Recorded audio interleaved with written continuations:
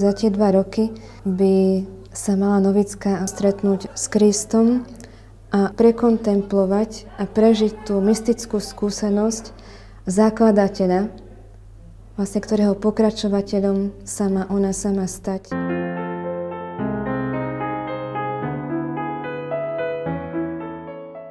Napnite si ucho a poďte ku mne, posluchajte, aby vaša duša žila. Zasvetený život by mal byť takou pokladnicou cirkvi a takou garanciou života evanjelia.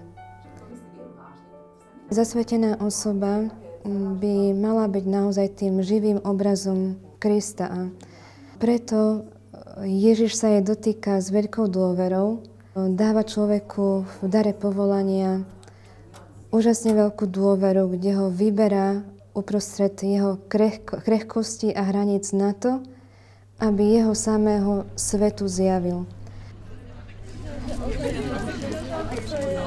No, tu je takmer ozajstné. To bude asi spontánne, však? On jediný môže nasytiť túžbu po absolútnej láske, ktorá sa nachádza v každom človeku.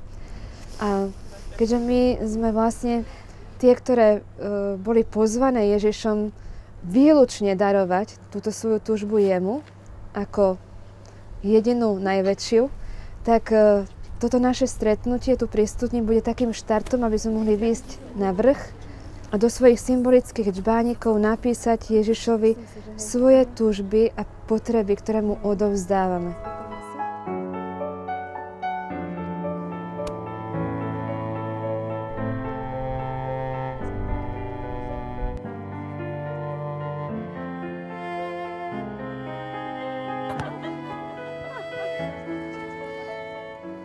No darmo, novicky ešte nevedia, že na Kalvárii sa robí niečo iné, než hrá futbal. Na Kalvárii sa kráča s Ježišom po krížovej ceste. Momentálne sme vlastne na 2. celoslovenskom stretnutí všetkých noviciátov ženských rehôl na Slovensku. Je to jedno zo z 5 stretnutí z komplexného projektu, ktorý je zameraný na formáciu noviciek. Dnes sme boli pozvaní tak vstúpiť do toho stretnutia Samaritánky s Pánom a možno zakúsiť niečo podobné. Takže ja hľadám tú túžbu teraz. Mojou túžbou v zasvetenom živote je vzťah s ním. Budovať ten vzťah, dovoliť, aby som mohla byť ako taká nádoba a mohla som byť naplnená tou jeho milosťou a odovzdávať ju ďalej. Tam má celé toto vzadu? Keď stretla Ježiša, si to nenechala vôbec pre seba a jej túžba bola vlastne to ohlasovať. No a to je taká moja túžba. No toto je úžasná fotka, toto som vždycky chcela mať tam nevidno ústa, tuším vôbec. Tak ja vám to asi nemôžu říct, protože je to strašne osobní. No moja túžba je stať sa svetou. Ja by som chcela prežiť svoj život v takej opravdivej radosti a nádeji. Ja by som sa chcela naučiť dávať sa tak bezprostredne a bez očakávania nejakej odmeny. Viac hľadať Boha v druhých a objavovať ho v nich a milovať.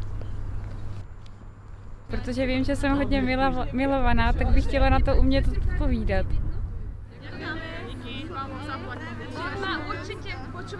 Jednotlivé témy sú volené tak, aby zodpovedali formačnej etape noviciátu. Samozrejme, že nenahrádza tú formáciu, ktorá má prebiehať priamo v noviciáte, ktorá má špecifickú charizmu a špecifickú špiritualitu. Zahŕňa také témy, ktoré sú všeobecné a univerzálne pre zasvetený život.